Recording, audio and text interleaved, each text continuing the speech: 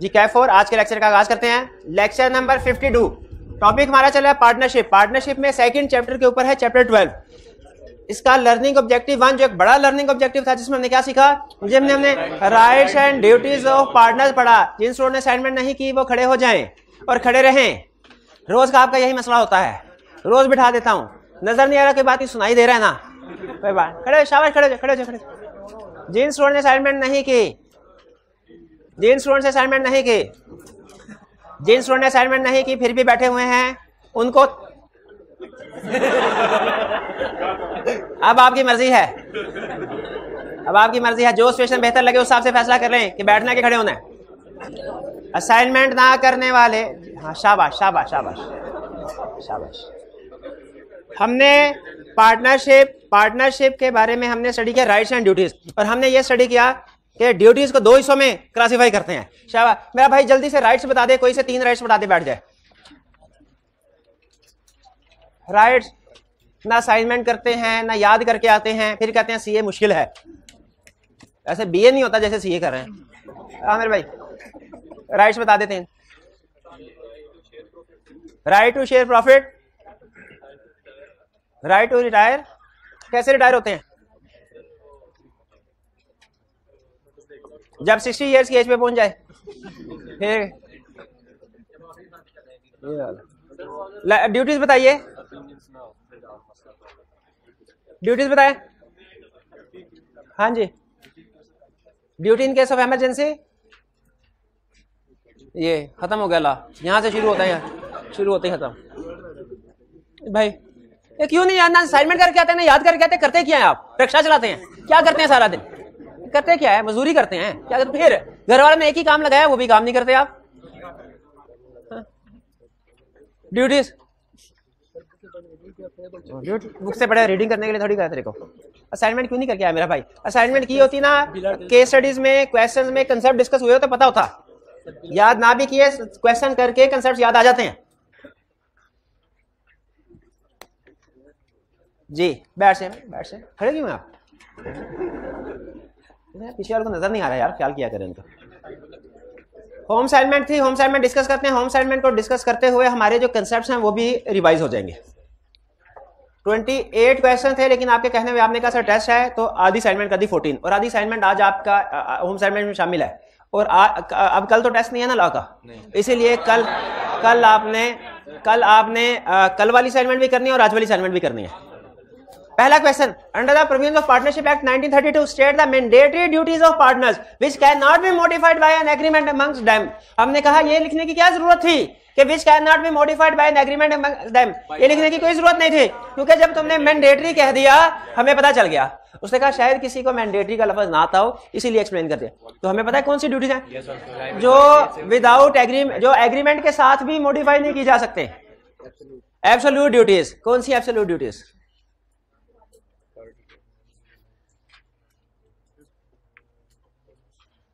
ये हाल है absolute duties. अब कहीं आई कैप पास नहीं करता, कहीं जरा इसी जुबान से कहीं आई कैप पास नहीं करता। मेरा भाई एक दफा कहे आई कैप पास नहीं करता वहां से। जी आप बताइए, आप बताए भाई कौन सी ड्यूटीज हैं? याद नहीं करते आप? क्या ड्यूटीज है?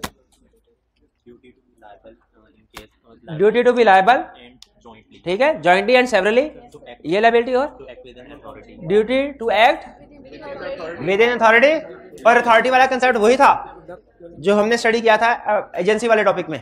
और duty to provide full information, ठीक है शाबाश। तो ये हमने इसमें सिर्फ मैंडेटरी ड्यूटीज लिखनी है, क्लियर? इसमें 3 नंबर है, तो मेरा ख्याल है कि सिर्फ हेडिंग लिखते हैं तो काफी है। अगर आप नोट करें ना तो हेडिंग भी स्टाइल से लिखी गई है कि उसमें कंसेप्ट कम्युनिकेट हो जाता है। Next question 2, Rafiq, Bari and Furqan have decided to establish a partnership business for trading in medical equipments. In the absence of any express contract, advise them of their mutual rights and liabilities under the provisions of the Partnership Act 1932. आपस में agreement नहीं भी हुआ था क्या, फिर भी इनके कुछ राइट्स एंड ड्यूटीज है, वो बताने हैं। अच्छा, यहाँ पे उसने थोड़ा सा ट्विस्ट खेला, लफ्ज ड्यूटी की बजाय कौन सा वर्ड यूज कर लिया, liabilities.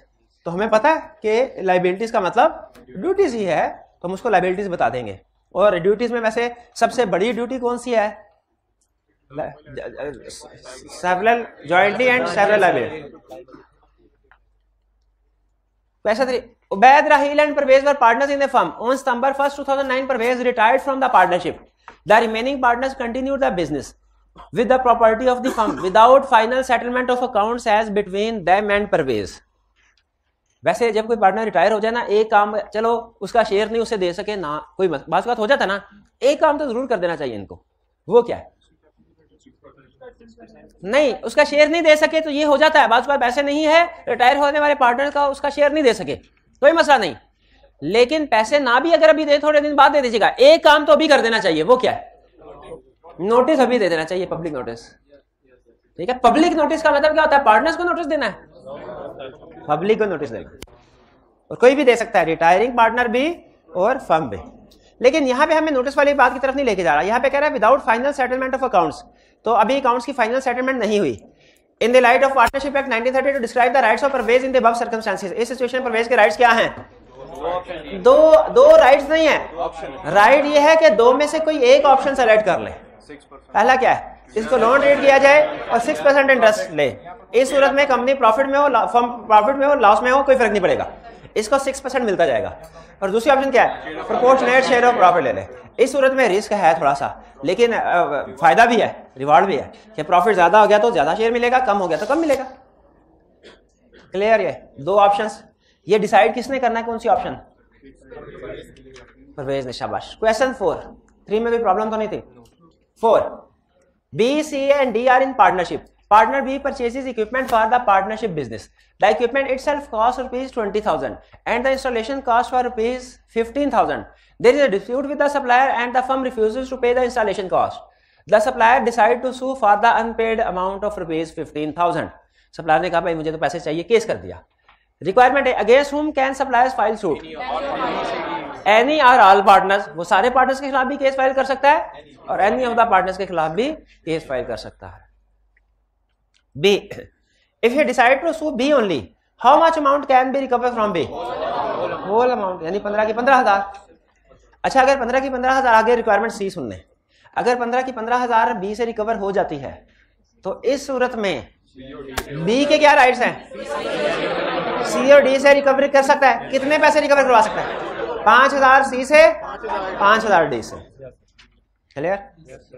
Next question 5, Tom and Jerry are in partnership. The partnership purchased an item of equipment costing rupees 30,000. It was discovered later that the equipment had actually been purchased by Tom for 18,000.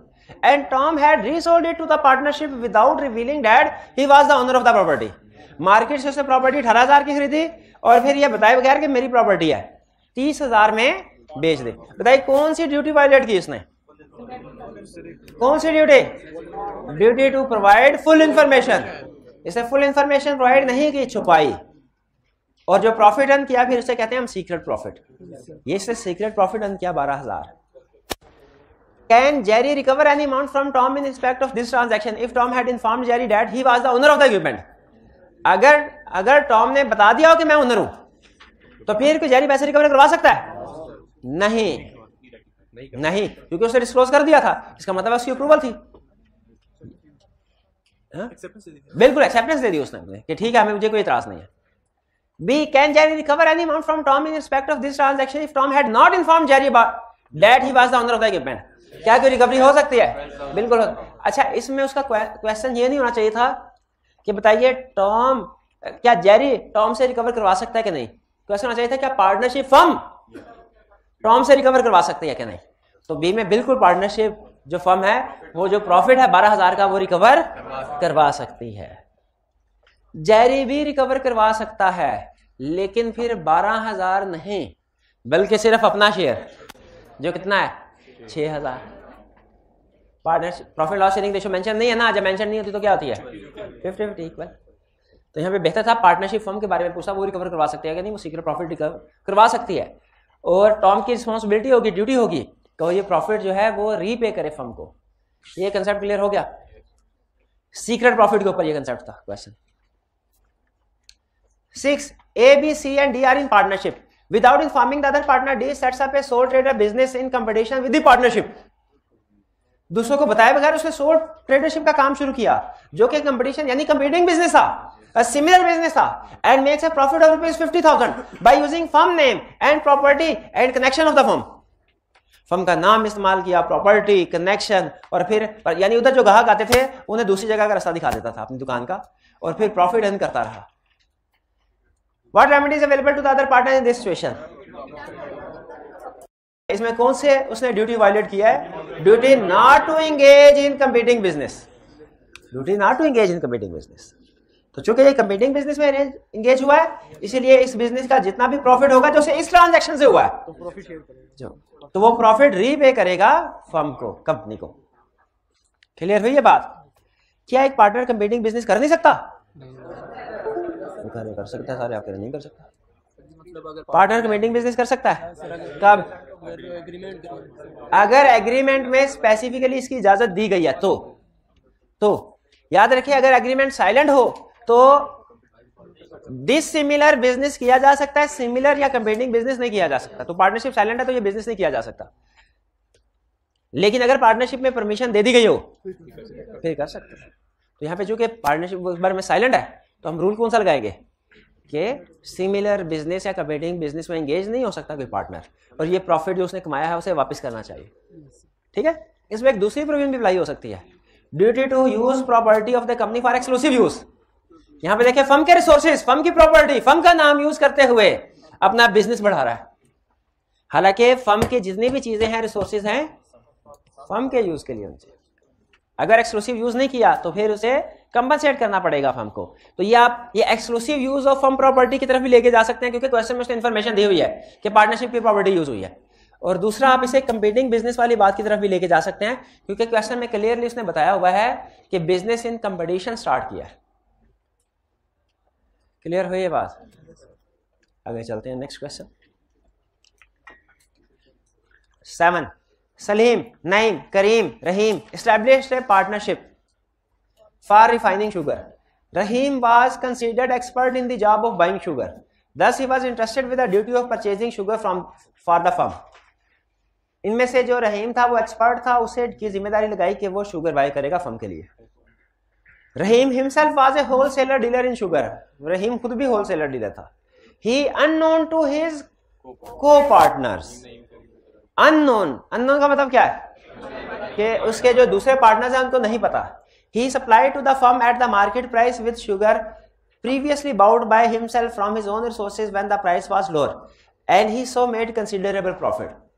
तो कह रहा है कि पहले उसने सस्ती चीनी खरीदी हुई थी, वो मार्केट रेट में बेच दी इनको। मेरा ये ख्याल है चूंकि मार्केट रेट के ऊपर चीनी बेची है पार्टनरशिप को, तो अब कोई प्रॉब्लम नहीं है इसमें। है प्रॉब्लम, बताना चाहिए था। Duty to provide full information, यहां पे फुल इंफॉर्मेशन देनी चाहिए थी, बिल्कुल देनी चाहिए थी। जो नहीं दी तो उसका मतलब है ड्यूटी को वायलेट किया। यहां पे ड्यूटी को क्या किया? वायलेट किया। क्लियर हुआ ये क्वेश्चन? अब वायलेट किया तो क्या होना चाहिए? जो प्रॉफिट कमाया है उसने इस ट्रांजैक्शन से, वो फर्म को रीपे करेगा। अच्छा, अगर पार्टनर कहे नहीं तुम अपने बिजनेस का सारा प्रॉफिट हमें दे दो, तो क्या भाई सारे का सारा थोड़ी देंगे, कौन से वाला हिस्सा देंगे? जो फर्म के साथ ट्रांजैक्शन की वजह से प्रॉफिट आया। क्लियर? नेक्स्ट, ये भी सलीम नईम वाला क्वेश्चन आ गया। क्या करना है इसमें? Salim, Naeem, Karim and Rahim established a partnership for refining sugar. Rahim was considered expert in the job of buying sugar. Thus he was entrusted with the duty of purchasing sugar for the firm. यहां तक तो facts वही हो गए जो पिछले question के थे। Ajmal, cousin of Rahim, was a wholesale dealer in the sugar. अब की बार वो खुद नहीं बल्कि उसका कजन होलसेल डीलर था। पिछले क्वेश्चन में फर्क क्या हुआ? पिछले क्वेश्चन में वो खुद डीलर था, अब कह रहा है खुद नहीं, कजन डीलर है। रहीम bought sugar from Ajmal despite the fact that the rate was higher than the market rate for same quality. उसने शुगर बाय की और हालांकि हायर रेट पे बाय की, तो अच्छा किया, कजन को फायदा हुआ? नहीं होना चाहिए। What remedy is available to the other partner in this situation? कौन सी ड्यूटी वायलेट की? Duty to provide full information. उसे बता देना चाहिए था मेरे कजन की ट्रांजैक्शन है, और तो नहीं होना, तो इसीलिए तो नहीं बताया ना। बता देता तो दूसरे ने करने देनी थी ट्रांजैक्शन।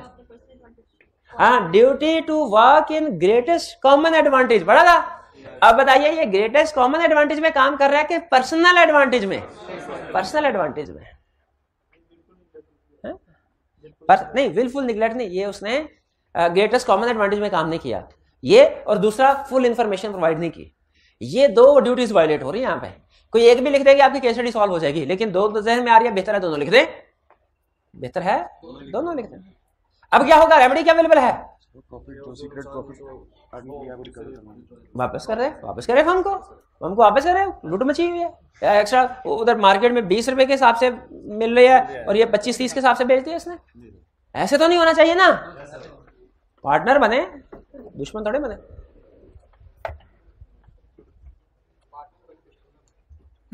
पार्टनर बने, हाँ जी, पार्टनर बने, बिल्कुल बिल्कुल।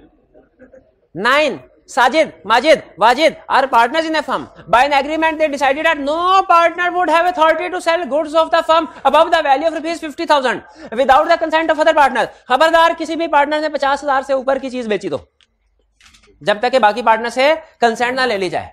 हाँ ठीक है। Sajid sold goods worth rupees 70,000 on credit without consulting other partner. Sajid ने 70,000 की चीजें सेल कर दी। द कस्टमर डिफॉल्टेड, कस्टमर ने डिफॉल्ट किया। अब बताइए जिम्मेदारी है कि नहीं? बिल्कुल है। अथॉरिटी से एक्सीड किया। अच्छा, कितना अथॉरिटी से एक्सीड किया? 20,000। तो ये क्या करेगा? 20,000 अपनी जेब से देगा। ये ले, मेरी गलती है। क्या गलती है? आपने मुझे मना किया था 50,000 से ऊपर नहीं बेचना, मैं बेच बैठा। 70,000 नो प्रॉब्लम, गलती मानता हूं और उसका प्रायश्चित भी करने को तैयार हूं। क्या प्रायश्चित होगा? 20,000 रुपया वापिस करेगा। कौन? किसको? साजिद फर्म को वापिस करेगा 20। उसकी वजह से नुकसान हुआ ना। अगर एजेंट वाला टॉपिक होता तो उसमें भी यही कहानी ना होती। एजेंट भी अपनी अथॉरिटी से एक्सीड करे, कंपनसेट करता है कि नहीं प्रिंसिपल को? एजेंट अपनी अथॉरिटी से एक्सीड करे, प्रिंसिपल को कंपनसेट करता है कि नहीं? तो पार्टनर अपनी अथॉरिटी से एक्सीड किया, फर्म को कंपनसेट करेगा कि नहीं? बिल्कुल करेगा, बिल्कुल करेगा। ले, एक और पार्टनर आ गया, एक्स एंड वाई। इसने तो सही करनी, 50,000 और 50 lakh. X, Y and Z are partners in a firm. By an agreement, they decided that no partner would have authority to sell goods of the firm above the value of rupees 50,000. वही हिस्सा question का जो पिछले question. Without the consent of other partner, owing to a sudden slump in the market, the prices crashed. One partner, in order to save the firm from loss, sold all the stock worth rupees 5 million without consulting any other partner. भाई rule तो rule है, rule तो rule है। जब उसे बोला था 50,000 से ऊपर का स्टॉक नहीं बेचने का तो नहीं बेचने का, उसने 50 लाख का बेच दिया, बेच दिया। इमरजेंसी का केस था। Is that partner liable to compensate firm for exceeding? नहीं, 30 से एक्सीड तो कर रहा है। इमरजेंसी में शाबाश, मुझे याद आ गया, एजेंसी में भी यही टॉपिक पढ़ा था। Duty in case of emergency. Emergency situation में क्या फर्म को लॉस से बचाने के लिए कर सकता है? प्रिंसिपल को लॉस से बचाने के लिए एजेंट कर सकता है अथॉरिटी से एक्सीड, लेकिन इसकी कंडीशंस थी। वो पार्ट एजेंसी में, एजेंसी में तो बता देना, एजेंसी वाला कंसल्ट रिवाइज हो जाए। क्या क्या बात है? रियल इमरजेंसी हो, कॉन्टैक्ट नहीं हो पा रहा। दूसरा, लॉस से बचाने के लिए अथॉरिटी से एक्सीड किया, मुनाफा कमाने के लिए नहीं, प्रिंसिपल को नुकसान से बचाने के लिए, प्रिंसिपल को फायदा पहुंचाने के लिए नहीं, उसको नुकसान से बचाने के लिए। किसको नुकसान से बचाने के लिए? प्रिंसिपल को। खुद को नुकसान से बचाने के लिए नहीं, प्रिंसिपल को नुकसान से बचाने के लिए ट्रांजैक्शन की जाए तो वो वैलिड। ये एजेंसी में पड़ा था। पार्टनरशिप में भी सेम कंसेप्ट है। क्योंकि इमरजेंसी सिचुएशन है इसलिए अपनी अथॉरिटी से एक्सीड करने की इजाजत है। Next question 11। Jamal, a partner receives goods at Karachi for being sent to a purchaser at Lahore. Can Jamal sell the goods at Karachi if the goods will not bear the journey to Lahore without spoiling? वही case emergency वाला कर सकता है, कर सकता है ना। Duty in case of emergency इसी चीज का नाम है। 12. आफ्ताब, बादल, चांद started a business of trading in light bulbs together under the name Solar Traders. They decided to share profits equally and the business will be managed by Aftab only. And Badil and Chand will not take any active part in the management. क्या possible है कि कोई partner active हो बाकी management में हिस्सा ना ले? जो पार्टनर मैनेजमेंट में हिस्सा नहीं लेगा उसे क्या कहा जाता है? वो साइलेंट पार्टनर भी है, स्लीपिंग पार्टनर भी। अगर दूसरे लोगों को पता है तो वो साइलेंट है, और अगर पता भी नहीं है कि पार्टनर है कि नहीं, स्लीपिंग पार्टनर के लिए नोटिस देना रिटायरमेंट पे लाजमी नहीं है। शाबाश। In addition to his share of profit, Aftab wants to take salary for his services, can he do so? ले सकता है, बेफिक्र होकर सैलरी ले। अगर पार्टनरशिप में एग्री हुआ है फिर सैलरी मिलेगी, वरना सैलरी नहीं मिलेगी। ये बात समझ आई? आगे चलते हैं। Adhir and Kashif are partners in the firm. The terms of agreement are they will share profits in the ratio of 3:2, but there is no express provision regarding share of loss. यानी profit share 3:2 है, loss की ratio agree नहीं की गई। तो agree नहीं की गई तो फिर भी लॉस शेयर किसी ना किसी ने तो करना है। अब चूंकि रेशियो एग्री नहीं कहेगी तो वो इक्वल का रूल लगेगा कि लॉस शेयर इक्वल का रूल नहीं लगेगा। हाँ, बल्कि जो प्रॉफिट शेयरिंग रेशियो है वही लॉस शेयरिंग रेशियो भी समझी जाएगी। क्लियर?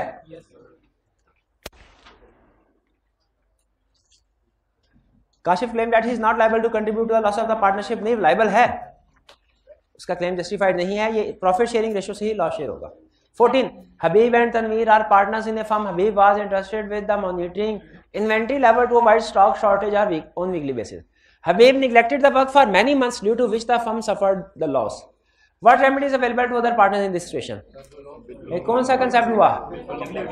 विलफुल निगलेक्ट वाला। जो उसकी ड्यूटी लगाई गई थी वो उसने काफी अर्से तक काम नहीं किया तो विलफुल निगलेक्ट है, उसे नुकसान को कंपनसेट करना पड़ेगा।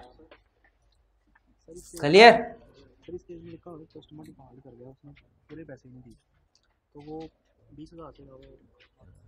चलिए, ये लेक्चर हमारा एंड हो गया, सॉरी डिस्कशन एंड हो गया, डिस्कशन हो गया।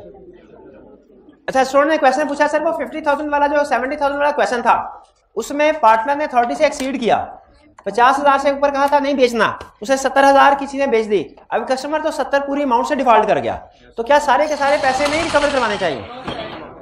क्या उस पार्टनर से जिसने अपनी 30 से एक्सीड किया सारे पैसे नहीं, बल्कि कितने पैसे जो अपनी 30 से एक्सीड किया है, तो जो एक्सेस पार्ट होता है पार्टनर उसके लिए लायबल है।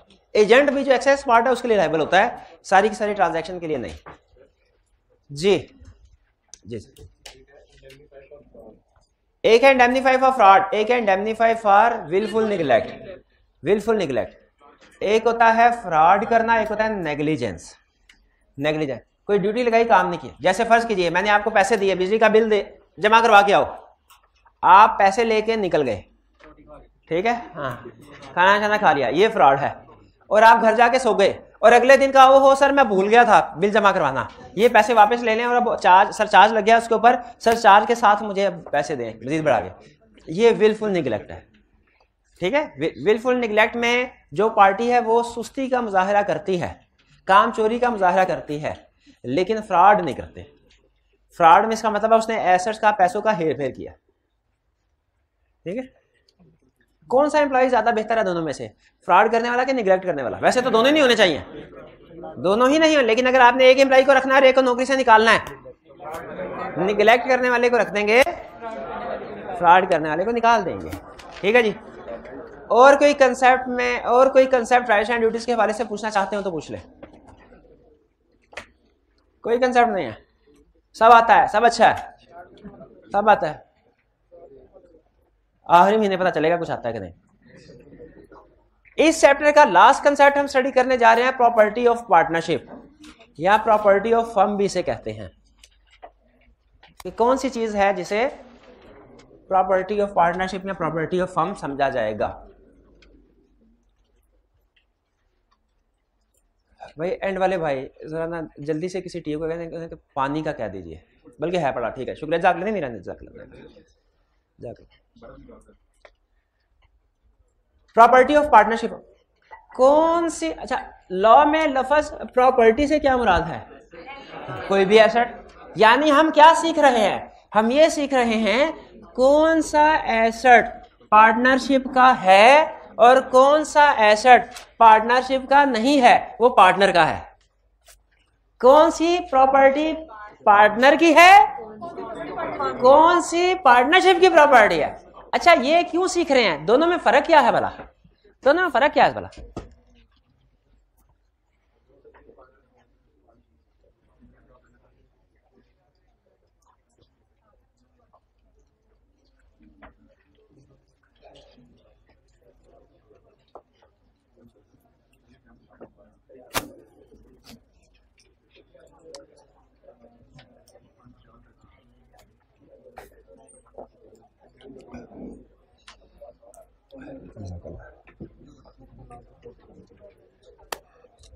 भाई ये कंसेप्ट क्यों अच्छा, इस कंसेप्ट की पहले रीजन समझ लें, फिर ये कंसेप्ट समझ आएगा।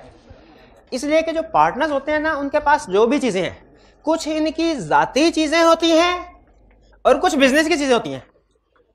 ठीक है, जैसे आपने अकाउंटिंग में पढ़ा सेपरेट एंटिटी कंसेप्ट, तो वैसे लीगली तो यहाँ पे सेपरेट एंटिटी कंसेप्ट नहीं है, लेकिन यहाँ पे वो ये बता रहा है कि हर पार्टनर के जो अपने जाती एसेट्स है ना, वो उसके अपने हैं, उन एसेट्स के ऊपर उसी पार्टनर का हक है और किसी का हक नहीं है। लेकिन जो पार्टनरशिप प्रॉपर्टी है उसके ऊपर सारे पार्टनर्स का हक है। पार्टनरशिप प्रॉपर्टी के ऊपर सारे पार्टनर का हक। एक partner miss A B C D 4 लोग पार्टनरशिप बिजनेस कर रहे हैं, ए के पास अपनी कोई प्रॉपर्टी थी, जाती प्रॉपर्टी, उसने उसको बेचा, उसके ऊपर मुनाफा हुआ। बाकी पार्टनर्स ने कहा चूंकि हम सारे पार्टनर्स हैं तो इसलिए जो मुनाफा हुआ उसमें से हिस्सा हमें भी दो। हिस्सा मिलेगा? नहीं मिलेगा। क्यों भला? ये लैंड पार्टनरशिप प्रॉपर्टी नहीं थी, पर्सनल प्रॉपर्टी थी, पर्सनल प्रॉपर्टी। लेकिन अगर यही पार्टनरशिप फर्म ने कोई ऑफिस खरीदा हो, उसमें 2-3 साल काम किया, उसके बाद उस ऑफिस को बेच दिया, जब खरीदा तो वो जगह 50 लाख की थी, बेचा तो 70 लाख की बिकी, अब 20 लाख का मुनाफा किसको जाएगा?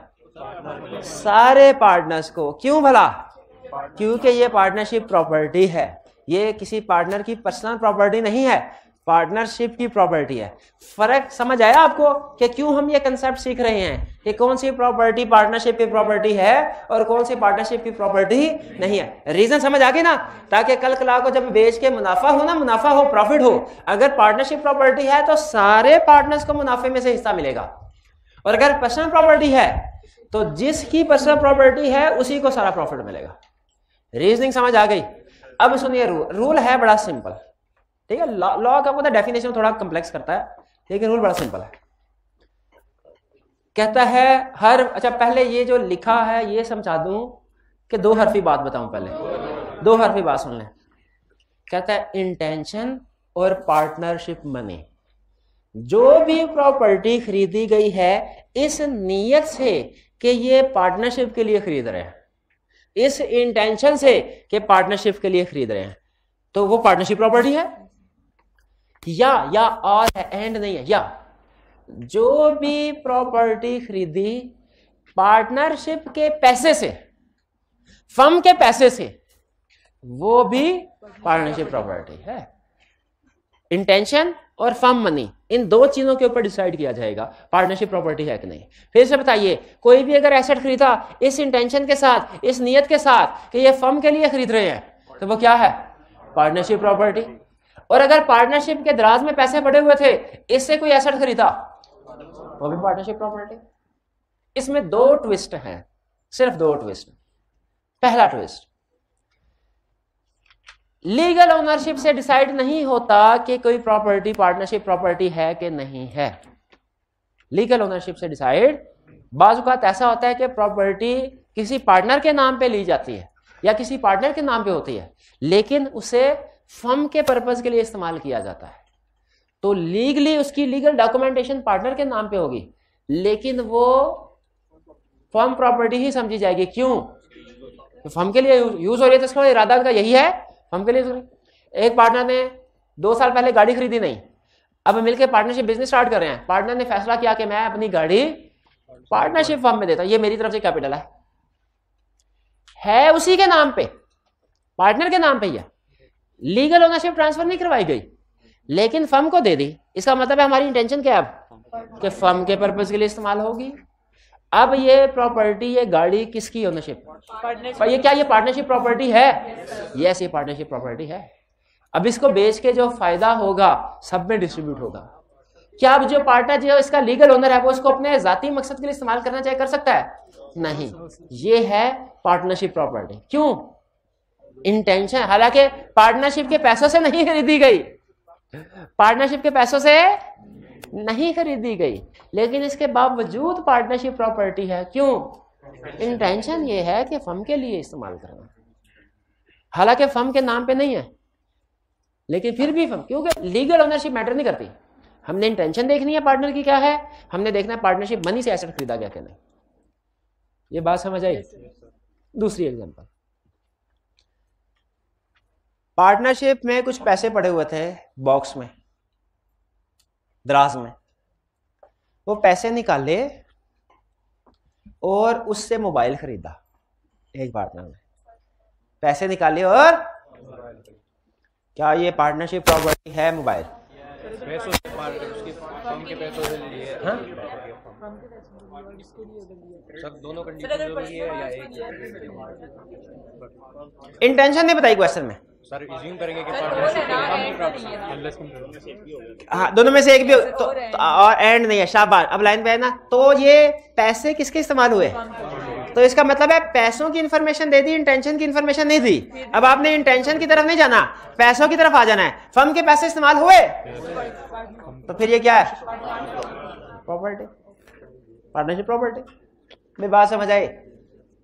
आखिरी कंसर्न बताऊं इसका, केस स्टडी मैक्सिमम जिस पॉइंट पे लेके जा सकता है वो पॉइंट बता दूं, लेकिन उसके लिए जरूरी है आप अकाउंटिंग के एक्सपर्ट हो, उसके बगैर नहीं आएगा। क्या आप में से किसी स्टूडेंट ने अकाउंटिंग पढ़ी हुई है? कितने स्टूडेंट्स ने नहीं पढ़ी हुई? नहीं पढ़ी हुई?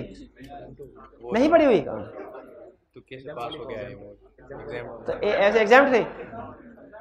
चले चले, उसमें कंसेप्ट है ड्राइंग्स का। ड्राइंग का कंसेप्ट होता है? ड्राइंग का कंसेप्ट क्या होता है? पर्सनल यूज के लिए जो चीजें, पर्सनल यूज के लिए बिजनेस से पैसे निकाल देना। और उसकी एंट्री क्या होती है?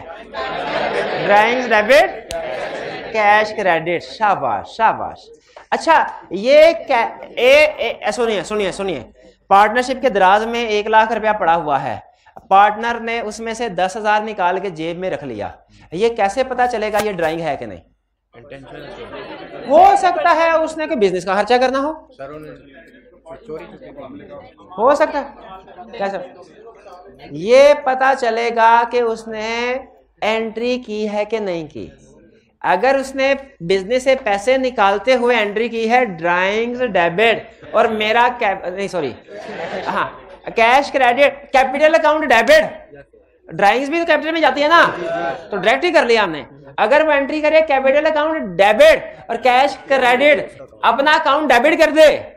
अगर पार्टनर बिजनेस से पैसे निकलवाते हुए अपना अकाउंट डेबिट कर दे तो इसका मतलब है ये उसकी ड्राइंग है। अब वो जो भी करेगा इस पैसों के साथ वो उसकी पर्सनल ट्रांजैक्शन।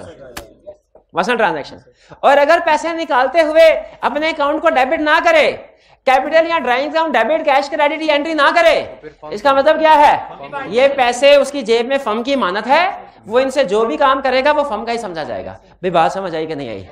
तो इसका मतलब क्या हुआ कि हमने जब पार्टनरशिप प्रॉपर्टी डिसाइड करना है कोई है कि नहीं है, हमने 2 चीजों के ऊपर फोकस करना है, इंटेंशन के ऊपर, पार्टनरशिप प्रॉपर्टी के ऊपर। अगर इंटेंशन ये है फर्म के यूज के लिए कोई एसेट तो वो पार्टनरशिप प्रॉपर्टी समझा जाएगा। इंटेंशन ये है फर्म के लिए नहीं दे रहे तो फिर पर्सनल समझाए। इसी तरह अगर मनी का क्वेश्चन बना ले, अगर वो कहे कि पार्टनरशिप के अकाउंट से पैसे निकालने किसी पार्टनर ने और उसे एक एसेट खरीदा, बताओ ये एसेट पार्टनरशिप प्रॉपर्टी है कि नहीं? हम कहेंगे देखेंगे उसने बुक्स में अपने अकाउंट को डेबिट किया कि नहीं किया। अगर उसने बुक्स में अपने अकाउंट को डेबिट किया था पैसे निकलवाते हुए तो फिर ये ड्राइंग उसकी पर्सनल ट्रांजैक्शन है और ये एसेट पार्टनरशिप प्रॉपर्टी नहीं है। लेकिन अगर उसने पैसे निकलवाते हुए अपने अकाउंट को डेबिट नहीं किया तो फिर ये पैसे पार्टनरशिप के, यहीं से जो एसेट खरीदा गया वो पार्टनरशिप का। कुछ समझ आई? चलिए अब यही बात वो हमें एक डेफिनेशन की फॉर्म में बता रहा है, ठीक है। लेकिन डेफिनेशन आपको पता थोड़ी लॉजिक ट्रिकी होती है। हम चूंकि एग्जाम में रिप्रोड्यूस करवा सकते हैं इसलिए हम कोशिश करेंगे एज इट इज डेफिनेशन याद करें। कहता है प्रॉपर्टी ऑफ द फर्म कौन सी है? ऐसी प्रॉपर्टी या इंटरेस्ट और राइट इन प्रॉपर्टी। इसका क्या मतलब है? प्रॉपर्टी का मतलब पूरी की पूरी बिल्डिंग। इंटरेस्ट और राइट इन प्रॉपर्टी का मतलब है कि उस बिल्डिंग का सिर्फ एक फ्लोर या दूसरा फ्लोर, ठीक है। आपने शायद सुना होगा कि बहुत सी बड़ी बड़ी कंपनीज, बल्कि जो दुनिया की सबसे बड़ी कंपनीज आईटी में समझी जाती हैं, है ये विंडोज, माइक्रोसॉफ्ट और फेसबुक, ये घर के एक गिराज से शुरू हुआ था इनका काम। तो अगर घर नहीं, घर का अगर पूरे का पूरा घर खरीद के वहां पे काम शुरू किया, हम कहते हैं प्रॉपर्टी। पूरा घर नहीं, उसका सिर्फ कुछ हिस्सा गिराज तो था, वहां से काम शुरू किया तो इसका मतलब है इंटरेस्ट और राइट इन प्रॉपर्टी आया। पूरी प्रॉपर्टी नहीं, उसमें पार्शियल इंटरेस्ट। वो कहता है कि पार्टनरशिप प्रॉपर्टी से क्या मराद है? Property or interest or right in partnership originally brought into the common stock of a firm. यहां पे स्टॉक का मतलब इन्वेंट्री नहीं है। स्टॉक आपको पता है अमेरिकन बुक्स में स्टॉक शेयर्स को भी कहते हैं, शेयर्स को या कैपिटल को भी कहते हैं। तो brought into common stock of firm. और ये इसमें फोकस किसके ऊपर है? ओरिजिनल के ऊपर। ओरिजिनल का मतलब है स्टार्ट में ही जो प्रॉपर्टी पार्टनर बिजनेस में लेके आए या पार्शियल प्रॉपर्टी लेके आए, फुल प्रॉपर्टी या पार्शियल प्रॉपर्टी, कोई एक फ्लोर, एक कमरा, एक गराज लेके आए, तो उससे क्या समझा जाएगा? ये पार्टनरशिप की प्रॉपर्टी है। फिर प्रॉपर्टी और इंटरेस्ट परचेज्ड बाय फर्म और फर्म के बाद में देखें, आपने क्वेश्चन किया ना काउंटिंग के, एक शेयर एक कैपिटल होता है जो स्टार्ट में आता है, एक होता है जो बाद में फ्रेश कैपिटल होता है। तो पहले वाले पॉइंट में कह रहा है कि स्टार्ट में जो भी प्रॉपर्टी वगैरह ओनर्स ने बिजनेस में इन्वेस्ट की, जो ओनर्स लेके आए वो भी पार्टनरशिप प्रॉपर्टी है, और जो बिजनेस ने खरीदी वो भी पार्टनरशिप प्रॉपर्टी। जो ओनर्स ने खरीदी, ओनर लेके आए बिजनेस के लिए, और जो बिजनेस ने खरीदी के लिए, तो दोनों पार्टनरशिप प्रॉपर्टी। और गुडविल ये भी पार्टनरशिप प्रॉपर्टी है। ये अलग इसलिए लिखा क्योंकि ये वाली प्रॉपर्टीज होती हैं टेंजिबल और ये इनटेंजिबल, इसलिए गुडविल को लगा लिखा। ठीक है। फिर ये वाली लाइन है जो केस स्टडी में काम आएगी। Any property purchase with partnership money is partnership property. कोई भी प्रॉपर्टी जो आपने पार्टनरशिप के पैसों से खरीदी वो किसकी प्रॉपर्टी है? Partnership. Unless contrary intention appears, इसका क्या मतलब है?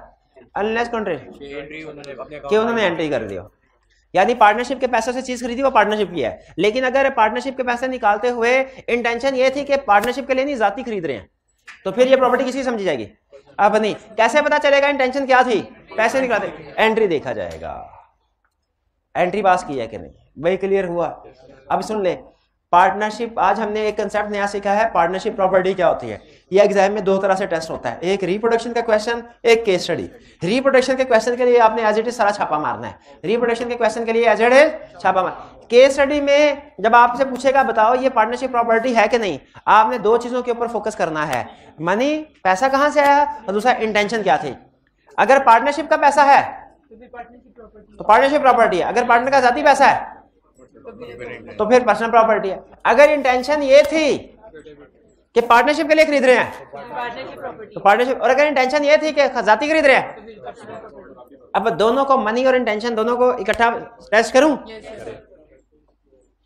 पार्टनरशिप में पैसे पड़े हुए थे, पार्टनर ने वो पैसे लिए और उनसे गाड़ी खरीद ली, ये प्रॉपर्टी किसकी है? सर वो अगर उन्होंने अपने अकाउंट को डेबिट है तो पार्टनरशिप प्रॉपर्टी, पार्टनरशिप प्रॉपर्टी है ना, पार्टनरशिप के पैसे से खरीदी गई है, तो ये किसकी प्रॉपर्टी होगी? Any property purchase with partnership money is partnership unless contrary intention appears.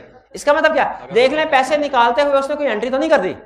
अगर पैसे निकालते हुए उसने एंट्री कर दी है, अपने अकाउंट को डेबिट कर दिया है, अपने अकाउंट को डेबिट कर दिया, तो इसका मतलब है उसकी इंटेंशन क्या है? ये पर्सनल है, क्योंकि वो उसने ड्राइंग कंसीडर करी। ड्राइंग होने के बाद अब उसके अपने पैसे हो जाते हैं ना, क्योंकि बुक्स में उसने उसे ड्राइंग कंसीडर कर लिया, तो वो फिर अब उसकी पर्सनल ट्रांजैक्शन हो जाएगी। और अगर पैसे निकलवाते हुए उसने एंट्री नहीं की, अपने अकाउंट को डेबिट नहीं किया, तो फिर ये क्या है? ये पार्टनरशिप प्रॉपर्टी। क्यों भला? क्योंकि लॉ ने लिखा हुआ है कि पार्टनरशिप के पैसों से जो भी प्रॉपर्टी खरीदेंगे पार्टनरशिप होगी। लेकिन इससे पहले जब उसने एंट्री की थी तब भी तो पार्टनरशिप बनी थी, लेकिन कॉन्ट्रेरी इंटेंशन आ गई ना, जब उसने अपने अकाउंट को डेबिट किया, कॉन्ट्रेरी इंटेंशन आ गई। क्या कि डेबिट करने का मतलब यह कि अब मेरा जाती पैसे है, मैं जो मर्जी करूं इनसे। क्लियर? ये था हमारा पार्टनरशिप। होम असाइनमेंट नोट कर लेंगे, मुश्किल तो नहीं था, आज एक ही चीज सीखी है। ठीक है, इसकी केस स्टडीज आपने लाजमी करनी है, और साथ ही साथ कल वाली असाइनमेंट जो बाकी रह गई थी वो भी, क्वेश्चन नंबर 15 से लेकर 28 कल वाली असाइनमेंट, 29 से 32 3-4 क्वेश्चन है आज की असाइनमेंट, और एमसीक्यूज आज की असाइनमेंट। कल मैंने आपकी बात मानी थी ना, कल मैंने, आज आपकी बारी है, आपने मेरी, ऐसे ही काम चलता है, किसी दिन आप मेरी मान, किसी दिन। तो आज आपने थोड़ा सा काम ज्यादा करना है, 50 to 28 भी, और ये रिटर्न फॉर्म में असाइनमेंट करके लानी है। और पार्टनरशिप में देखें, रट्टे में तो सारा आप रट्टा लगा लेंगे as it is, case study में जब पूछेगा ना, केस स्टडी में, तो ये लाइन नहीं भूलनी। केस स्टडी सॉल्व करते हुए ये लाइन आपके बहुत काम आएगी। केस स्टडी सॉल्व करते हुए कौन सी लाइन? हाँ जी, लास्ट लाइन। पढ़ने की हिम्मत नहीं है। चलिए ठीक है, आज का लेक्चर यहाँ पे खत्म करते हैं हम। अल्लाह हाफिज।